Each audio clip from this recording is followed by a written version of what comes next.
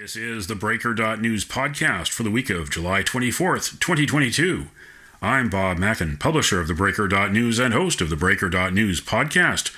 Welcome to edition number 248.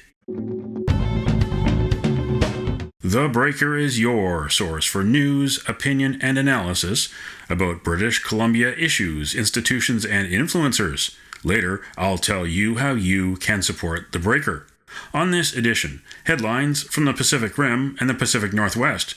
I award a virtual Nanaimo bar to a difference maker. And the big deal feature. Vancouver City Council kept the 2030 Winter Olympics bid alive. Hear from the lone skeptic on council, Colleen Hardwick, and what she promises to do if she becomes mayor in October. But first, the Is It Just Me commentary.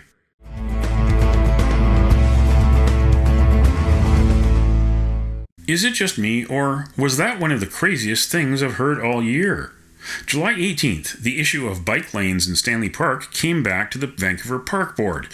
Phil Rankin was the lawyer for disabled and senior citizens who filed a human rights complaint over the pandemic closure of roads in favor of another bike lane. When it was his turn at the microphone, the son of legendary left-wing politician Harry Rankin didn't call the bureaucrats and politicians at Park Board idiots. He didn't call them imbeciles. So what did he call them? Which I word did he use? Well, listen to this. We've lost faith in this board. We think it's ideologically driven. I'm obviously in favor of doing something about climate change. I don't care if they put a special fee for people like London for cars to come down. I just think that for recreational purposes, closing the park to cars without having a climate evidence of how much is going to be saved is injustice to people that are disabled and seniors. I'm also aware that it's because your board is so ideological that we're seeing your staff as ideological. Your staff is now perceived by Okay. I would like to stop you there. Accusations of staff being ideological are outside the boundaries and scope of what's appropriate considering our code of conduct. Finish that sentence in the sense that we are no longer seeing your staff as neutral and public service receiving as your vehicles for doing that. Okay, that's your time. You are. You're cutting my time off. I'm not finished. I'd like to discuss the 5 principles, and you could give me some of the courtesy that you've given to a speaker you agree with. You could give to a speaker you don't agree with. Sir? You're showing that you're discriminating against me. Sir, so I'd like to discuss the 5 principles now instead of show you what I think the fallacies are. And you've cut me off on several times on this, and I want my 1 minute back. I think about a minute to go through, or we can argue for 5 minutes, or you can have your sheriff come in here and drag me out. That might be a nice speed for the public as well, because I'm not leaving until I finish at least another minute.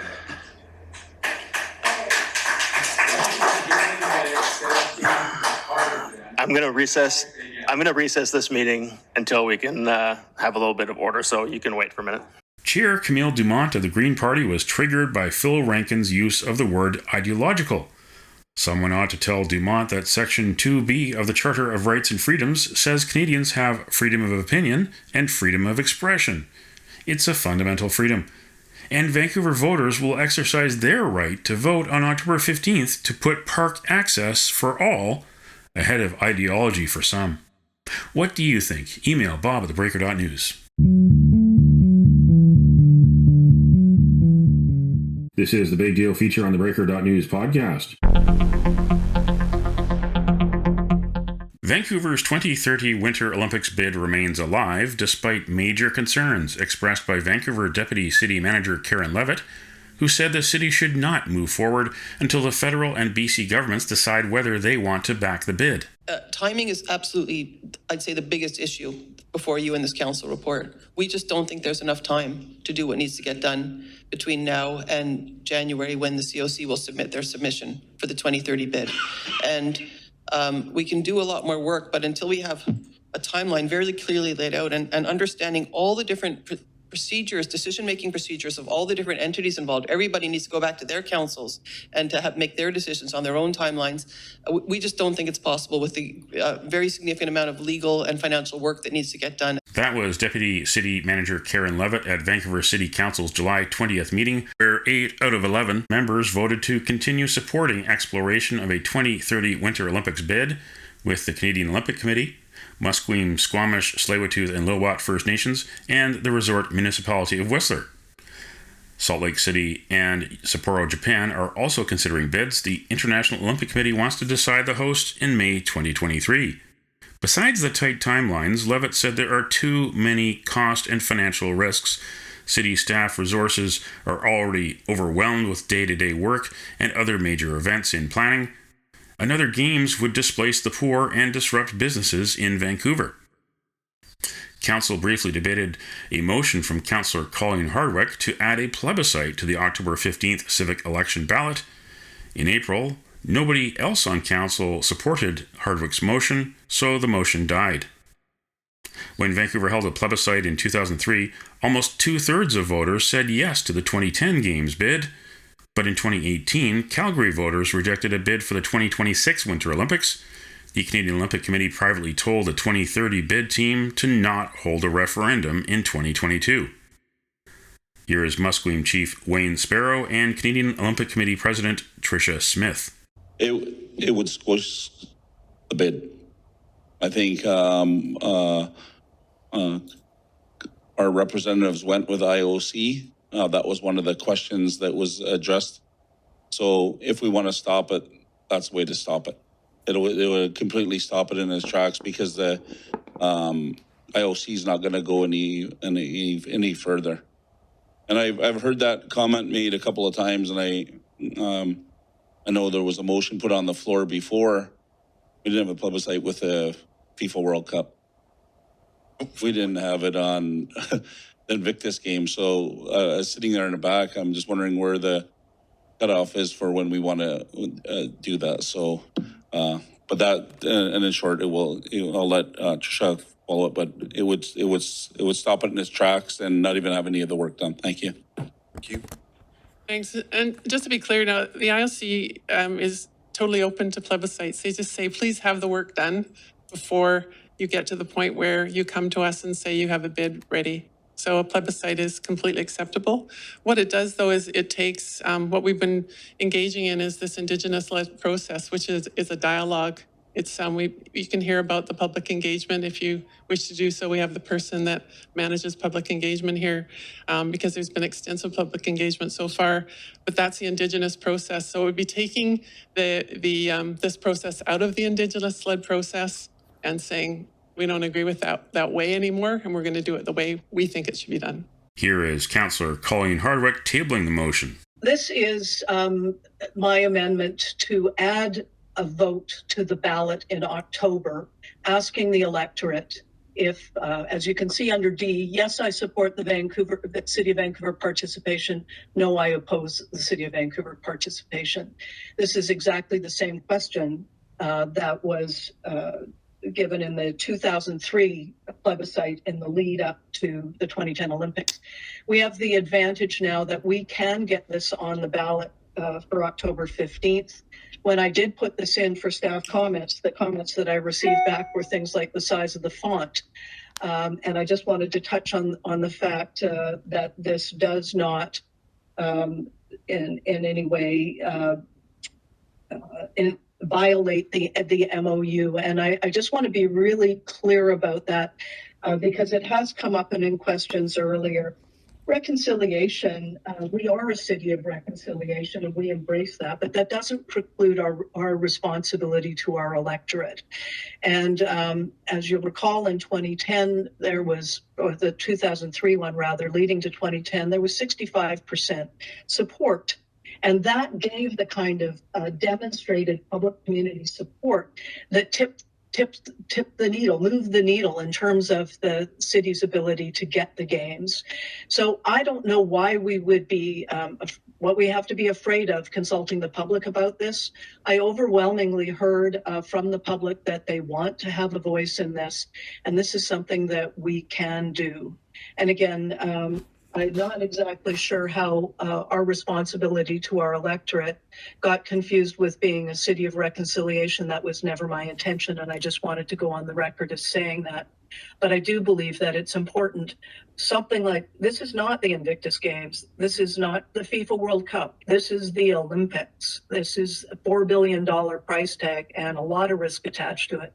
And I think the responsible thing for us to do is to give the Vancouver electors a chance to have their say. Mayor Kennedy Stewart led the opposition to Hardwick's motion more than 2 years after he said an Olympic bid referendum would be mandatory. Earlier in July, the Integrity Commissioner at City Hall said Stewart broke the code of conduct when he wrongly accused Hardwick of violating the bid exploration agreement. This time, after it was tabled, councillors on the left and on the right voted against holding a plebiscite. You would be ticking the no box if this goes ahead? I'm waiting. What I'd really like to have actually is the books from the 2010 Olympics that are embargoed at the archives until 2025, because making decisions without having that kind of underlying understanding in such a big decision runs counter to my decision-making experience. But I'm not willing to say one way or the other, and that's not the point. Just as it was stated by Councillor DiGenova when she made her amendment, it was not whether we're for or against, it's about doing the right thing. I'll be voting against this, Chair. Although this may not formally violate the MOU that we signed, in my opinion, it certainly violates the spirit of the MOU. It violates and undermines all the efforts we put in toward reconciliation on this project, the good faith agreements that we've had. The committee meeting's chair was Adrienne Carr of the Green Party. In 2003, Councillor Carr opposed the 2010 bid and was part of the No campaign while she was leading the BC wing of the party. Okay, that amendment fails with myself, Mayor Stewart, Councillors DiGenova, Fry, Swanson, Wiebe, Boyle, Dominato, Bly, and Kirby-Young in opposition. In the end, only Councillors Colleen Hardwick and Jean Swanson were voting against the amendments to Levitt's report. I've been involved in shows before that the stars have not lined up, the risks have been too great, and we've had to pull the plug. So I know, as unpleasant as it can be, that sometimes you have to do that. In principle, I am not going to support this. I know it's going to pass easily. But I have great misgivings about our ability in this council to sideline staff advice in this case, which is sound. And I also am struggling with the democratic deficit that I'm seeing here and have seen otherwise. So out of principle, I will be voting in opposition.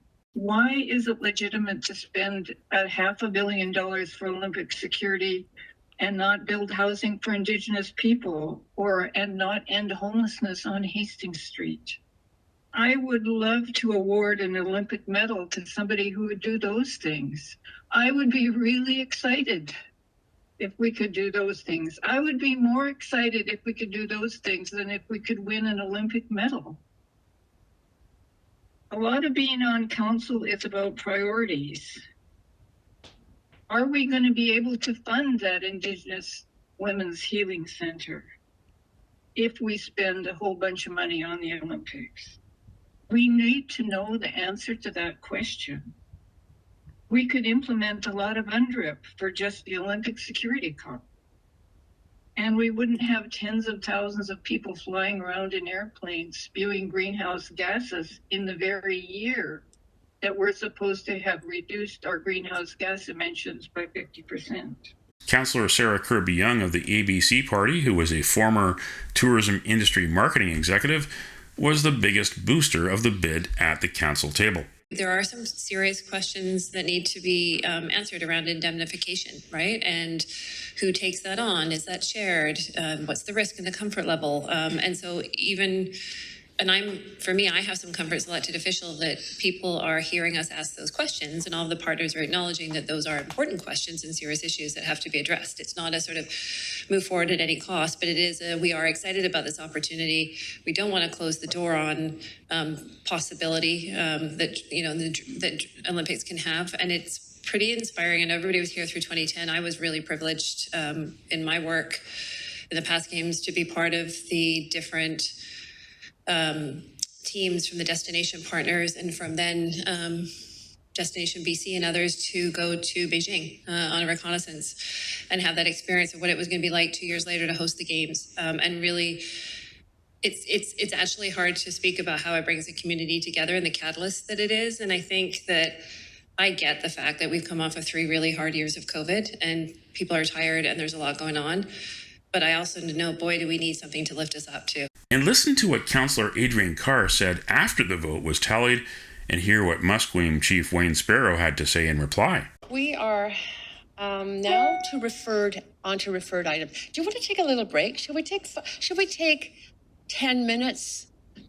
A tiny little celebration? I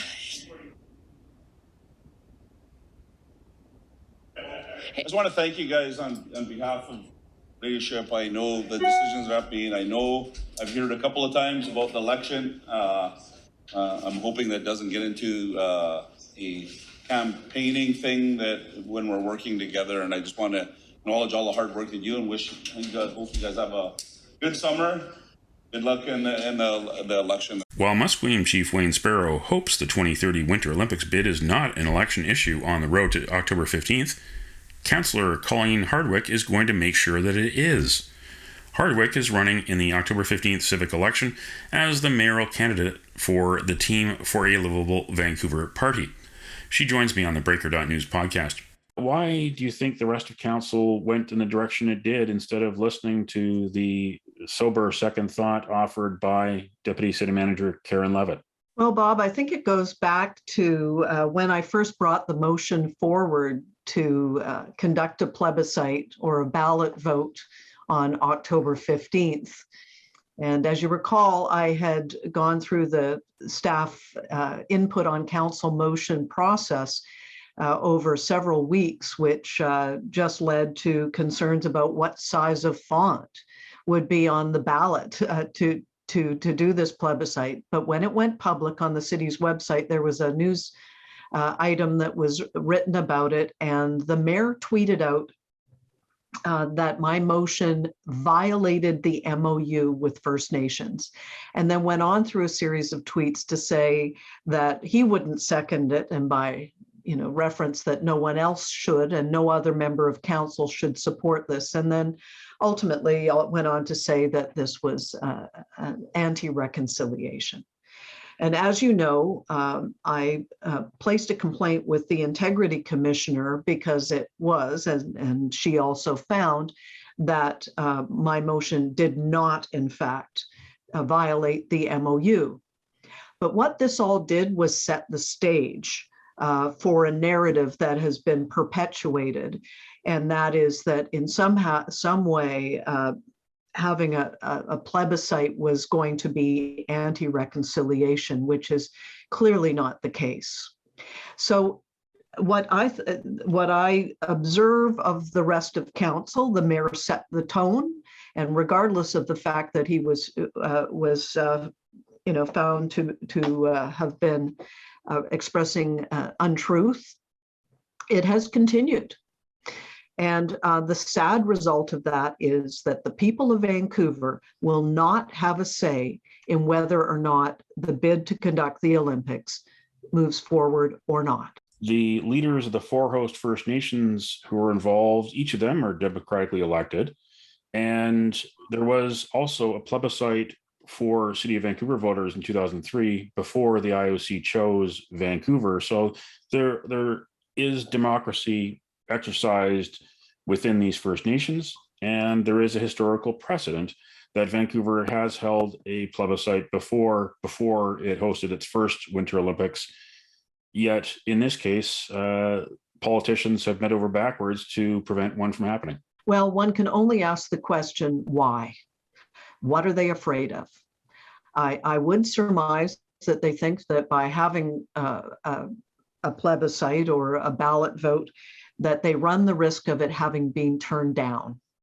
Now, as you know, in 2003, 65% of voters voted in favor. And I recall at the time there was some concern that it would not pass, but it did, and it did handily. And by doing that, it gave it legitimacy. No one could turn around and say, you didn't have the support of the people. And this is one of the risk considerations that Karen Levitt put in the report to council, a degree of public support.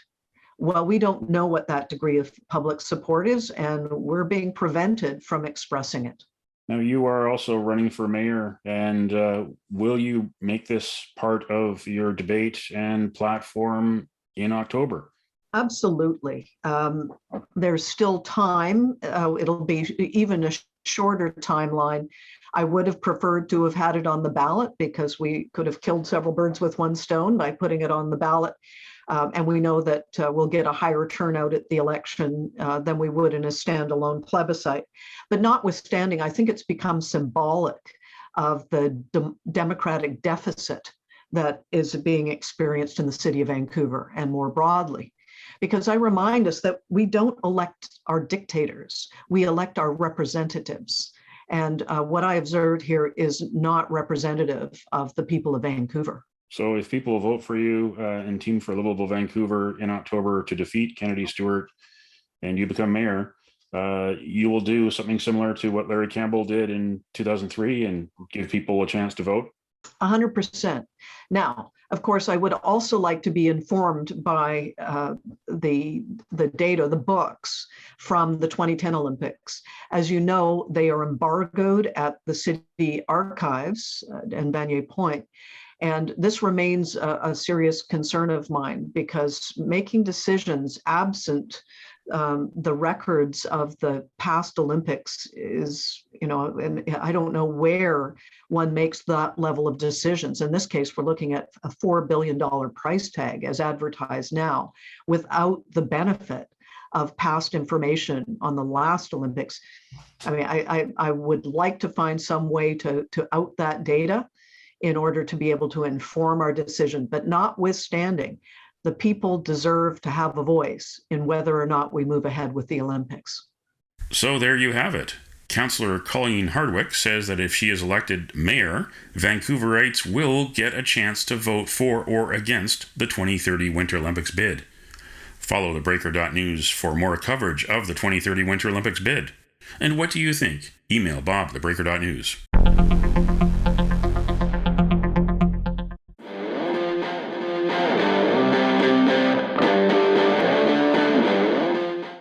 Time on the Breaker.news podcast for Around the Rim. We look at news headlines around the Pacific Rim. In the Taiwan news, video shows Taiwanese singer Jimmy Lin's Tesla burst into flames. His Tesla collided with a signpost in Taiwan City. It bruised Lin and his son, and they were rescued from the car. Members of the public shot video showing the white sedan bursting into flames and posted it to social media. Just prior to the accident, Lin was driving with his son on Zhongzheng Road. He made a U-turn, veered to the outside lane, rolled over a median, and slammed into a steel signpost. In Kyoto news, Japan's daily COVID-19 count sets record for third straight day. Japan's daily coronavirus cases exceeded 190,000 on Friday, hitting a new record for the third consecutive day. No new restrictions, but to keep the economy going, the government has decided to cut the self-isolation time for people identified as close contacts to 5 days from 7 days. In the Hong Kong Free Press, unfair and racist, chair of Macau Domestic Workers Union slams government order for all Filipinos to take COVID-19 tests. The city recorded almost 6,000 COVID-19 infections and 6 deaths as of Thursday, according to Macau's Center for Disease Control and Prevention. The Philippines consulate in Macau, however, defended the city's requirement and urged Filipinos to comply. There are around 30,000 Filipinos in Macau, according to the consulate. That's Around the Rim on this edition of the Breaker.news podcast. Now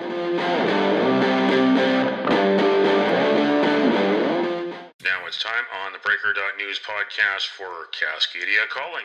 We look at news headlines around the Pacific Northwest. In The Oregonian, Oregon Shakespeare Festival cancels shows due to unprecedented COVID case numbers. All performances this week of The Tempest, Revenge Song, Unseen, Dr. G's Bingo Extravaganza, and The Green Show have been cancelled. Once on This Island and How I Learned What I Learned are scheduled to go on with planned performances. About 15% of the performing and understudy company has been infected as the new BA5 variant spreads. In the Seattle Times, long-delayed project across from City Hall in Seattle on hold once again. Canadian developer Bosa said Friday it is pausing work on the Civic Square project across the street from Seattle City Hall because of rising construction costs and uncertainties in the broader construction market. The developer said it made the decision, quote, after completing additional due diligence and weighing current construction market conditions, end quote. In 2017, Bosa agreed to pay $16 million for the land and at least $5.7 million in affordable housing fees. The company agreed to include a public plaza at the site. Bosa finally began work on the project this spring. Its plans include an upscale 57-story condo tower, 6 levels of underground parking, retail space, and the public plaza. In Czech news, completely absurd. RCMP seeks suspects who poured oil and paint inside vehicles. According to a recent press release from the RCMP, the incident happened on July 10th at around 2:30 a.m. in the Comox Valley. The release did not state where exactly the incident took place. However, Mounties say the 2 suspects poured oil all over the driver and passenger seats of the vehicle and coated the interior of the vehicle with white powdery paint. Quote, this appears to be a random, completely absurd act of mischief, end quote, said Constable Monica Terrani. That's Cascadia Calling on this edition of the Breaker.news podcast. Don't matter what color you are, 'cause love will conquer hate, so you won't stand alone, you won't stand alone.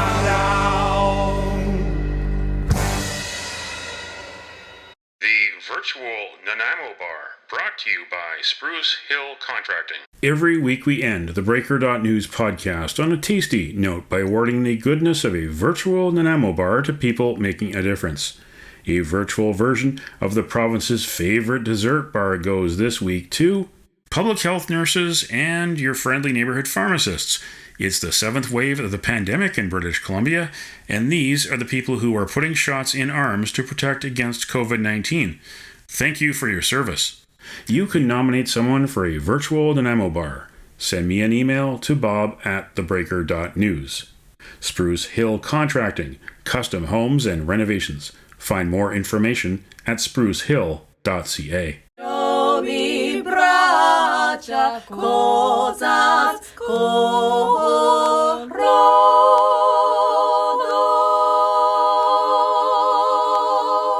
That's it for the Breaker.news podcast for the week of July 24th, 2022. I'm Bob Mackin. Thanks for joining me.